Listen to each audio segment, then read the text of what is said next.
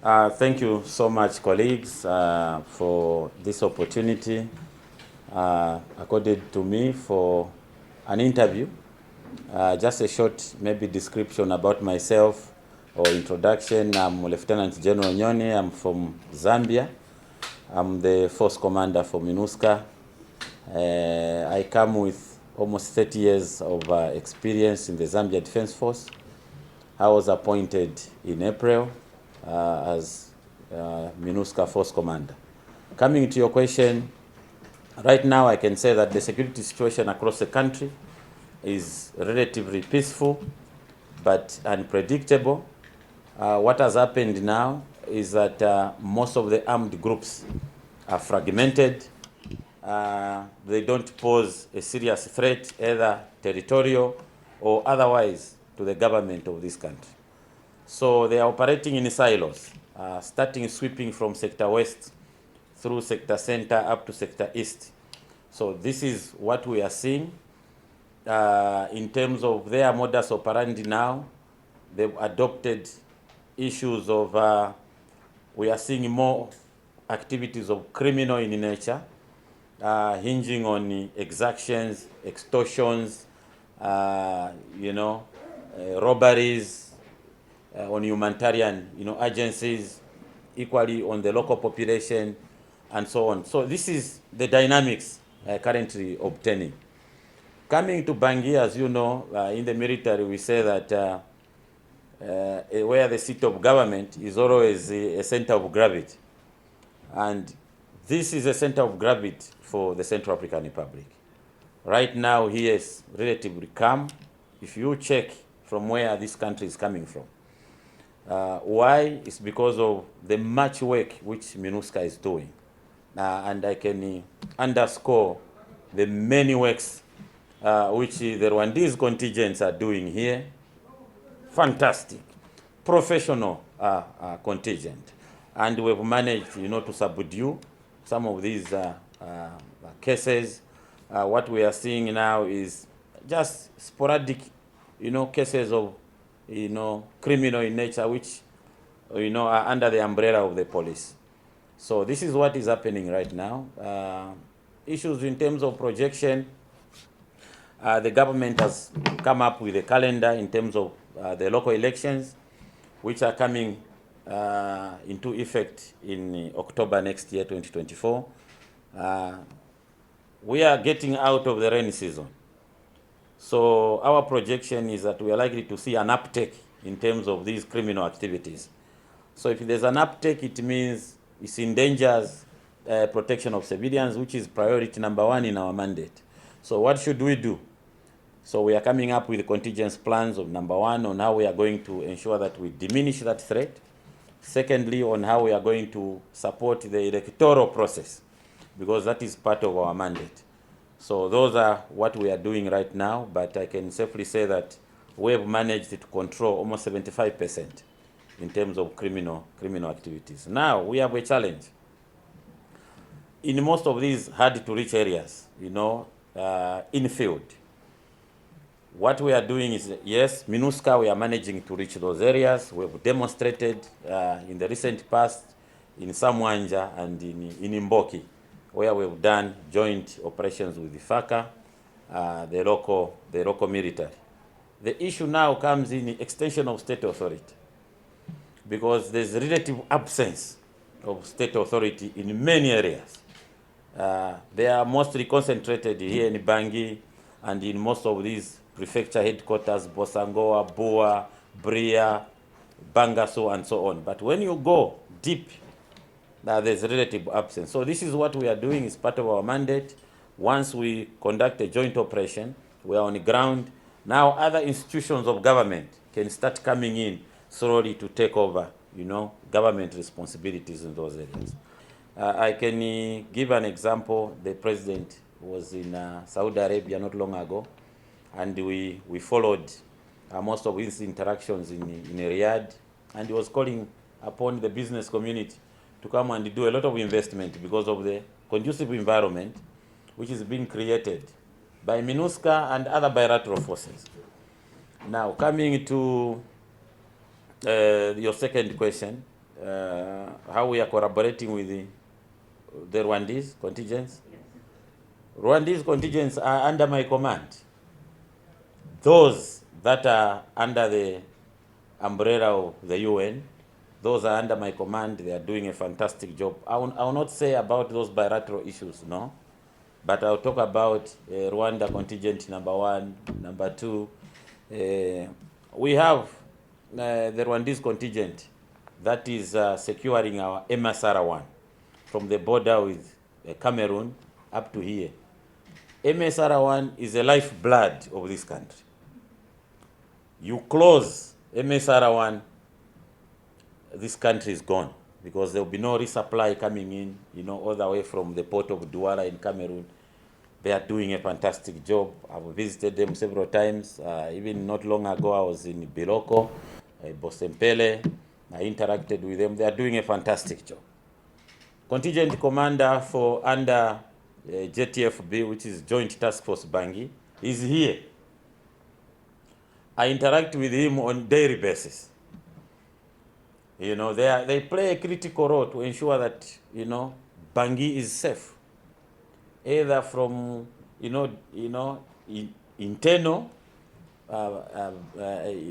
incidences, or those external coming from outside, trying to, assault Bangi. They play a critical role, and I'm proud. I'm proud of, what they are doing as Force Commander. If you are not doing a fantastic job, I would have told you. But I can tell you that they are doing a very, very good job. They are one of the very dependable contingents that I have under my command. I've been in the military for 30 years. They are very brave. And that is one attribute we require from a soldier. Under very difficult, circumstances. Here we operate under very, very difficult circumstances. But I've found the Rwandese contingents to be one of the bravest. They're very brave. We had an incident here, I think sometime in either July or August, in Samwanja. In Samwanja is an area located closer to the border with the Sudan. We had a lot of insecurity in that area, so a decision was made under the leadership of the SRSG, Madame Valentine Rugwabiza, to intervene. One, because of, to ensure protection of civilians, and as Force Commander, we moved the Rwandese battle group from Ubria, and in no time, they intervened because we had huge influx of armed elements. They had taken over completely the town. But against all odds, Rwandese, moved in. It was against the backdrop of the attack which the armed groups, launched on the gendarmerie, the local gendarmerie, who were deployed there. And we had a number of fatalities. So we had to activate the Rwandese battle group, deployed in no time. The situation was brought under control. They managed to, expel all the armed elements from that town. And the local population started coming back. They are still on ground as we speak because the situation is not yet stable. One of our patrols at one point was even ambushed. I know we lost one of our, gallant peacekeepers from Rwanda. And they had to react with that, posture against that particular ambush. It's not an easy thing. You are on a patrol, you are ambushed. They were able to pursue those armed elements that conducted that ambush. And the story, about it. So those are the attributes I can give on Rwandese. Very dependable. In so many cases where we've engaged them, they've succeeded. So I think they are a force to reckon with. So the contribution by Rwandese in the Central African Republic, I think, is enormous. Right now, we have how many contingents? I can speak of the one under JTFB, one manning MSR1. Then we have the battle group, and also the one which is on bilateral agreement. I will not talk about it because it's under, other frameworks. I'll talk about this. The contribution is enormous. Rwandese are in charge of protection of the presidents. I'm sure you know. Okay? So that is a trust which is coming from the top leadership to have this contingent to protect the presidency. Not only the presidents, and also certain ministers and also certain judges under JTFB. Okay? Then coming, I've just given an example of Samwanja where they stabilized. And also MSR1. We had a problem in MSR1. UN convoy bringing a resupply here from Douala. They were blocked by armed elements for 2 weeks. For 2 weeks. Yes, there were other forces that were in charge of MSR. But we opted to settle on Rwanda contingent. Immediately it moved in. Those armed elements, were expelled, and they even opened up the MSR up to today. Up to today, no armed element causes any problems along that MSR because of the Rwandese. So that is one contribution in terms of stabilization. Okay, Samwanja is another example of stabilization. Bangi here, contingent commander is there. They conduct patrols day and night. It's because of them, as part of the contribution, Bangi is safe. Under this mission or under any other UN mission, we encourage most of contingents, to conduct, some of these programs. Quick impact projects are a different affair because under the umbrella of the SRSG, there's a pillar in charge of that. But at lower levels, we encourage, where more on humanitarian affairs. Rwandese contingents have been on those particular projects. A number of them, which I cannot itemize. I think they are doing a very good job. They are not the only ones. There are so many also who have seen in terms of these humanitarian projects. A lot of them are doing, and we are encouraging them to do so. But one particular issue that also stands out is the issue of leaving a UN legacy. Leaving the UN legacy in terms of ensuring that we do not disturb, the environment.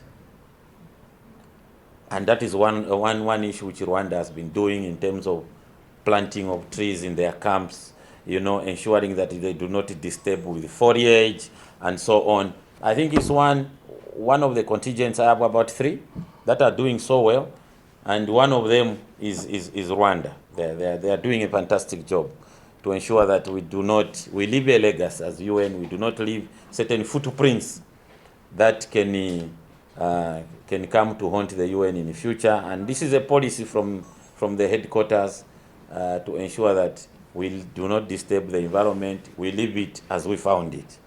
And I'm happy to report that one of the contingents has taken up that task very well. When you visit their camp, you see they are planting new trees, they are doing this, they do not litter, a lot of issues within the framework of ensuring that we do not disturb the environment. And that is a component which the bilateral may not have. I think that is what gives this leverage, and it gives it an impact. Okay? Because I don't want to say much about bilateral. I don't know. But on the UN part, that is how it comes. It comes. It's a complete holistic package. I think that is what gives this a leverage because we are in all these humanitarian efforts, issues of electoral, DDR, civil affairs, political, name it, and the force, of course. A UN peacekeeping mission does not come to start hunting for certain groups. Ours is to ensure that once there's peace, we see how we can maintain that peace.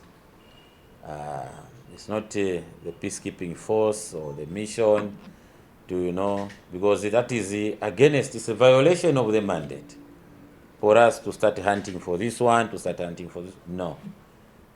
That is a violation of our mandate. The government, it has, it makes decisions who they want to work with and those that they do not. So it's a government decision. If they go bilateral to ensure that they do, we can't intervene. But ours, it will be violation of the mandate. The mandate is very clear, very robust. It gives us leverage, to protect ourselves and the civilians. If the civilians are being massacred, then we, as a UN force, we move in and interpose our troops and repel that particular armed group. The mandate is very clear. It gives us that leverage. Also, protecting the UN personnel and the property. We do that. But what it does not allow is hunting. No, we unless those that have attacked civilians, then the mandate is clear. We can hunt for them, but not necessarily to do what others are doing now. Thank you.